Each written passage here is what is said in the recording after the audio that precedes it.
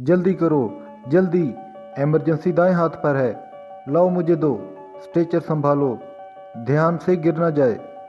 भागते कदमों के साथ बुलंद होती आवाज़ें सुनकर मैं समझ गया कि कोई इमरजेंसी केस है। मैं जल्दी से खड़ा हुआ और कुर्सी छोड़कर दरवाजे की जानब बढ़ा ही था कि दो वार्ड बॉय स्ट्रेचर को खींचते इमरजेंसी में दाखिल हुए। पीछे दो अजनबी अफराद और एक नर्स भी यहाँ पहुंची। स्ट्रेचर पर लेटा खून में लथपथ 25-30 साल का कड़ियल जवान उखड़े उखड़े सांस ले रहा था। कपड़ों और हुलिये से वो किसी फिल्मी हीरो और विलन का मिला जुला सा तासर दे रहा था। डॉक्टर साहब, रोड एक्सीडेंट। जी मैं समझ गया, आप में से कोई इसका रिश्तेदार? इन दो अफराद में से एक बोलने लगा तो मैंने तेज़ी से इनकी बात काट कर पूछा, नहीं जी, मैं तो अपनी गाड़ी पर डाल कर लाया हूँ और ये एक राहगीर हैं। ठीक है, आप दोनों बाहर तशरीफ़ रखें, मुमकिन है आपकी ज़रूरत पेश आए। इन दोनों अफराद से बात करके मुड़ा तो वार्ड बॉय ज़ख्मी नौजवान को बिस्तर पर मुंतकिल कर चुके थे। मैंने इन्हें और नर्स को कुछ ज़रूरी हिदायत देकर रवाना किया और इसके ज़ख्मों का मुआयना शुरू किया। ज़ख्मों की नोयत और तेज़ी से बहता खून बता रहा था कि इसका बचना मुश्किल है। सर्दी की शिद्दत से ज़ख्मों के किनारे नीले पड़ रहे थे। गर्दन पर लगा एक लंबा और गहरा ज़ख्म ख़तरनाक साबित हो सकता है, लेकिन फिर भी आखिरी सांस तक कोशिश करना मेरा फ़र्ज़ था। मुख्तसर जायज़े के बाद मैंने इस ज़ख्मी की जेबें टटोलना शुरू की ताकि कोई ऐसी चीज़ बरामद हो जिससे इसका नाम पता मालूम हो। पतलून की जेब में हाथ डाला तो जदीद मॉडल का नया मोबाइल फ़ोन, हैंड फ्री और मोबाइल के कैमरे पर लगाने वाला उंगली बराबर जूमिंग लेंस बरामद हुआ। दोनों चीज़ें दवाओं की टेबल पर रख कर मोबाइल चेक किया तो वो लॉक था। थी तो एक गैर इखलाकी हरकत, लेकिन इस वक्त ज़रूरी थी। मैंने मोबाइल फ़ोन की पुश्त पर इसकी उंगली फेरी तो हल्की सी ट्रिक की आवाज़ से स्क्रीन रोशन हो गई। मगर ये क्या, मोबाइल की स्क्रीन पर नज़र पड़ते ही मेरा दिमाग भग से उड़ गया।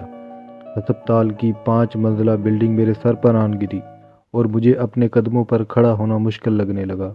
मेरा जी चाहा जल्द अज जल्द ये मोबाइल लेकर अस्पताल से भाग जाऊं, क्योंकि मोबाइल की पहली स्क्रीन पर मेरी इकलौती बेटी की तस्वीर लगी थी, जिसे मैंने सिर्फ 3 दिन पहले अपने हाथों कब्र में उतारा था। एफएससी की ज़हीन तालिबा, हर वक्त हंसने मुस्कुराने वाली लड़की, इसने अचानक खुदकुशी कर ली थी। मुझे यकीन हो गया इस मोबाइल में मेरी बेटी की खुदकुशी का राज छुपा है। लेकिन मसला ये था, अगर मोबाइल दोबारा लॉक हो जाता तो इसे खोलने के लिए इस शख्स के फिंगरप्रिंट की ज़रूरत पड़ती। एक एक लम्हा कीमती था। नर्स किसी भी लम्हे वापस आने वाली थी। मैंने फ़ौरन मोबाइल को पायलट मोड पर लगाया और तेज़ी के साथ सेटिंग खोलकर डिस्प्ले में जाकर स्क्रीन बंद होने का वक्त 1 मिनट से बढ़ाकर 30 मिनट कर दिया। स्क्रीन की रोशनी आखिरी हद तक कम की और अपनी जैकेट की अंदरूनी जेब में डाल लिया। हैंड फ्री और जूमिंग लेंस भी यहाँ छोड़ना मुनासिब न था। इन दोनों को भी जल्दी से जेब में ठोंसा और दोबारा इस ज़ख्मी नौजवान की नब्ज़ थाम ली। लेकिन मेरा जहन मोबाइल फ़ोन में उलझ चुका था। इतने में नर्स ट्रे उठाए हुए अंदर दाखिल हुई तो मैंने जल्दी से एक सिरिंज खोली और इसके बाजू में उतारने ही लगा था कि नर्स चीख पड़ी, डॉक्टर आप खाली सिरिंज लगा रहे हैं।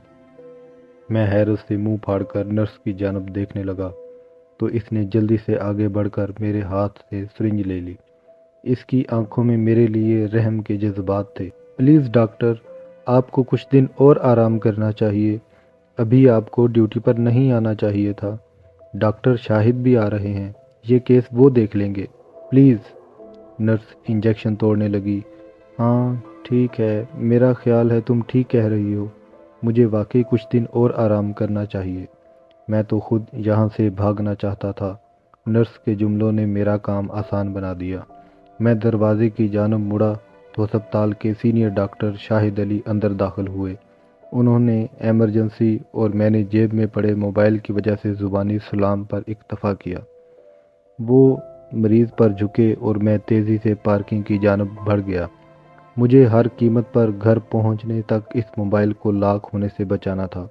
गाड़ी में बैठते ही मैंने मोबाइल निकाला तो खुशकिस्मती से अभी तक ऑन था।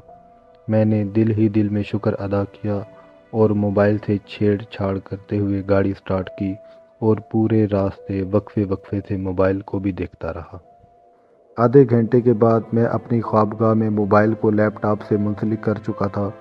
مجھے اس موبائل کا سارا ڈیٹا کمپیوٹر میں منتقل کرنا تھا تاکہ اگر کسی بھی وقت موبائل غلطی سے لاک ہو جائے تو ڈیٹا میری دسترس میں رہے۔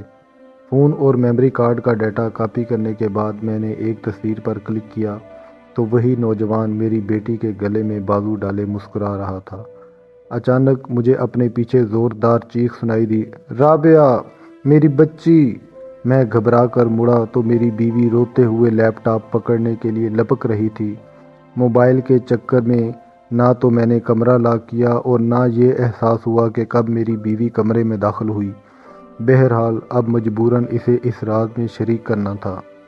میں نے بڑی مشکل سے اس کے روتے کے دوران ہی جلدی صورتحال بھی سمجھائی اور موبائل پر بھی نظر رکھی کہ لاک نہ ہونے پائے۔ ابھی بیوی کو سمجھا بجھا کر لیپ ٹاپ اس کے حوالے کیا اور خود فون سنبھال کر بیٹھ گیا۔ ایک لحاظ اس وقت میری بیوی کا آنا میرے لیے سود مند ہی ثابت ہوا، ایک سے دو بھلے۔ میں نے موبائل کی فون بک کھولی اور اپنی بیٹی کا نام سرچ باکس میں لکھا تو اسکرین خالی دیکھ کر مایوسی کی ہلکی سی لہر میرے اندر اٹھی۔ پھر میں نے اپنی بیٹی کا نمبر ملانا شروع کیا تو آدھے نمبر کے بعد ہی نام سامنے آ گیا، کتے کا بچہ۔ بے اختیار میرے منہ سے گالی نکل گئی۔ اس کمینے اور نیچ انسان نے میری بیٹی کا نمبر بے بس تتلی کے نام سے محفوظ کیا ہوا تھا۔ نمبر سے نام ملا تو واٹس ایپ میسنجر کی گفتگو بھی سامنے آ گئی۔ سنیے، ان تمام تصویروں میں ہماری بیٹی کا چہرہ ضرور، مگر نہ تو کپڑے اس کے ہیں، نہ جوتے اور نہ جسم۔ یہ کوئی فراڈ ہے۔ میں اس کی ماں ہوں، پہچان سکتی ہوں کہ یہ میری بیٹی کا جسم نہیں۔ یہ ہماری بیٹی کے جسم سے کچھ بھاری ہے، پیٹ بھی تھوڑا سا نکلا ہوا ہے۔ میری بیوی نے پہلی ہی تصویر کے بخیے ادھیڑ دیے، اور یہ تصویر بھی اس کی لا علمی میں کالج آتے جاتے بنائی گئی ہے۔ وہ کیسے؟ اپنی بیوی کے اس تبصرے پر میں حیرت سے لیپ ٹاپ کی جانب جھکا اور ایک نظر اس کے موبائل پر بھی ڈالی۔ اس کی جانب سے غافل ہونے کا مطلب تھا بہت سے راز پردے میں رہ جاتے۔ غور سے دیکھیے، اس تصویر میں اس نے کوئی زیور نہیں پہنا، اور ایسا صرف کالج جاتے وقت ہوا کرتا تھا۔ آپ تو جانتے ہی ہیں وہ کیسی دیوانی تھی جیولری کی، صرف کالج کے لیے مجبوراً اتارتی تھی۔ میری بیوی پھر سے سسکیاں بھرنے لگی۔ تم درست کہہ رہی ہو، دونوں کے تاثرات بھی الگ الگ ہیں۔ شاید گھر سے نکلتے وقت زومنگ لینس استعمال کر کے بنائی گئی ہو۔ میں نے جیب سے اس شخص کی ہینڈ فری اور زومنگ لینس نکال کر میز پر رکھ دیے۔ اور دیکھو، میں نے کہا تو میری بیوی نے کلک کرنا شروع کیا اور ہر تصویر میں کچھ ایسی ہی صورتحال تھی۔ چہرہ ہماری بیٹی کا ضرور تھا، لیکن گردن سے نیچے کا حصہ کسی اور لڑکی کا تھا۔ ناصر یہ دیکھیے۔ میں موبائل کی جانب مڑا ہی تھا کہ میری بیوی کی چیخ سنائی دی۔ ہماری بیٹی نازیبا حالت میں اس نوجوان کے ساتھ موجود تھی۔ میں نے شرم سے منہ پھیر لیا۔ بیٹی کی موت کا زخم ابھی بھرا نہیں تھا، اوپر سے یہ سب۔ ایک لمحے کو میرا دل چاہا میں بھی خودکشی ہی کر لوں۔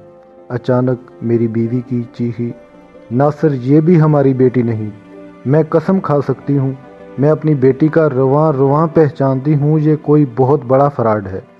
چہرہ ہماری بیٹی کا ضرور ہے، لیکن دھڑ کسی اور لڑکی کا ہے۔ بال اور کان بھی رابعہ کے نہیں۔ رابعہ کے کان 3 جگہ سے سلے ہوئے تھے اور بال بھی اس سے لمبے تھے۔ ذرا سی دیر میں ہم سمجھ چکے تھے کہ دراصل ہوا کیا ہے، لیکن پھر بھی تفصیل جاننا بہت اہم تھا۔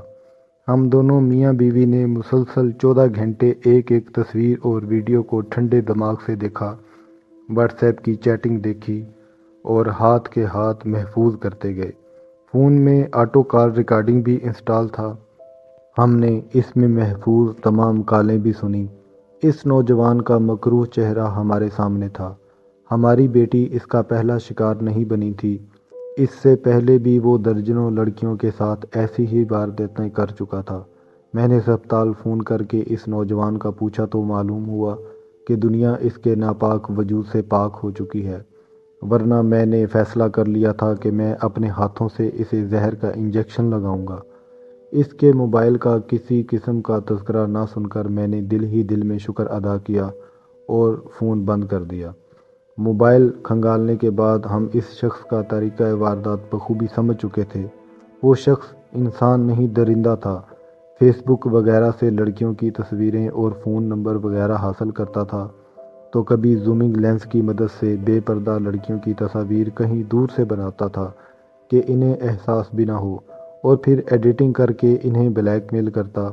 کئی لڑکیوں کی تصاویر شادی وغیرہ جیسی تقاریب میں بنائی گئی تھیں، تو کچھ تفریحی مقامات پر۔ موبائل نہیں شیطان کا کارخانہ تھا۔ کیمرہ اس قدر خطرناک بھی ہو سکتا ہے، کبھی سوچا ہی نہ تھا۔ ہماری رابعہ کے ساتھ بھی یہی ہوا تھا، لیکن اس نے اپنی عزت کا سودا کرنے کی بجائے موت کو گلے لگانا مناسب سمجھا۔ کاش وہ ہم سے کہتی، مگر کہتی بھی تو کیسے؟ ہمارے پاس تو اس کے لیے وقت ہی نہ تھا۔ والدین ہو کر بھی ہم جان نہ سکے کہ گزشتہ کئی مہینے سے وہ کس عذاب میں مبتلا ہے۔ پیسہ پیسہ پیسہ۔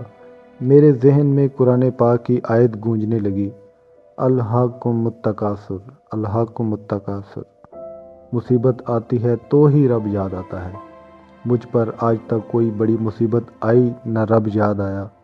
پردہ پردہ پردہ۔ جب میری مرحوم ماں مجھے کہتی تھی بٹیا رانی بڑی ہو گئی ہے، اب اسے پردہ کرانا شروع کر دو، تو میں جواب دیتا تھا، امی اب پردے کا دور نہیں رہا، دنیا کہاں سے کہاں پہنچ چکی ہے۔ کاش، اے کاش میں نے ماں کی بات مانی ہوتی۔ کاش میں نے اللہ اور اس کے رسول کے فرمان کو سمجھا ہوتا۔ اے کاش میں جان جاتا کہ یہی دور تو پردے کا دور ہے۔ پردے کی ایسی ضرورت تو گزشتہ 1400 سالوں میں بھی محسوس نہیں ہوئی۔ کبھی بھی راہ چلتی لڑکی کی تصویر بنانا جتنا آسان اس دور میں ہے کبھی نہ تھا، اور کچھ نادان لڑکیاں تو خود ہی سوشل میڈیا پر اپلوڈ کر کے ان درندوں کا کام آسان کر دیتی ہیں۔ اسلام نے عورت کو گھر میں رہنے اور بلا ضرورت باہر نہ نکلنے کا حکم کیوں دیا ہے؟ یہ مجھے بیٹی گنوانے کے بعد سمجھ آیا۔ ہم دونوں میاں بیوی گزشتہ 3 دن سے رو ہی رہے تھے۔ یہ سب کچھ جاننے کے بعد بھی روتے ہی رہے، اور کر بھی کیا سکتے تھے۔ مسجد سے فجر کی اذان بلند ہوئی تو مجھے لگا جیسے پہلی بار یہ آواز سنی ہے، کبھی دھیان ہی نہیں دیا تھا۔ نام نہاد جدیدیت کے راہ پر سر پٹ دوڑتے اپنا سب کچھ لٹا بیٹھا تو ہوش آیا۔ آج معلوم ہوا کہ حی علی الفلاح کی یہ پکار میرے لیے ہے، ہم سب کے لیے ہے۔ میرے والدین نے مجھے اسی راستے پر چلانے کی بھرپور کوشش کی، لیکن میں نے ان کی ایک نہ سنی۔ آج ہماری رابعہ کی 4تھی برسی ہے۔ وہ ہمارے ساتھ تو نہیں، لیکن ہم نے اس کے نام پر ایک ٹرسٹ بنایا ہے۔ ہمارے ادارے میں چھوٹی بچیوں سے لے کر بڑی عمر کی خواتین تک وہ سب کچھ سکھایا اور پڑھایا جاتا ہے جس کا اسلام ہمیں حکم دیتا ہے، اور وہ سب کچھ بھی جو موجودہ دور کا تقاضا ہے۔ اس ادارے کی ہر بچی میری رابعہ ہے۔ میرے رب نے مجھ سے ایک رابعہ لے لی اور بدلے میں سینکڑوں ہزاروں دے دی۔ جو کچھ میں اپنی رابعہ کو نہ دے پایا وہ سب ان بچیوں کو دے رہا ہوں، کیونکہ میں نہیں چاہتا کہ کوئی اور رابعہ، کوئی اور بے بس تتلی بنے۔ پیارے دوستو، ایسی اچھی اور سبق آموز کہانیاں سننے کے لیے ہمارے چینل کو سبسکرائب کریں اور بیل آئیکن پر بھی کلک کریں تاکہ آنے والی نئی کہانیوں کا نوٹیفیکیشن آپ کو موصول ہوتا رہے۔ اس کے ساتھ ساتھ یہ چینل اپنے دوست احباب کے ساتھ بھی شیئر کریں تاکہ ان تک بھی یہ کہانیاں پہنچیں۔ ملتے ہیں اپنی اگلی ویڈیو میں، تب تک کے لیے اللہ حافظ۔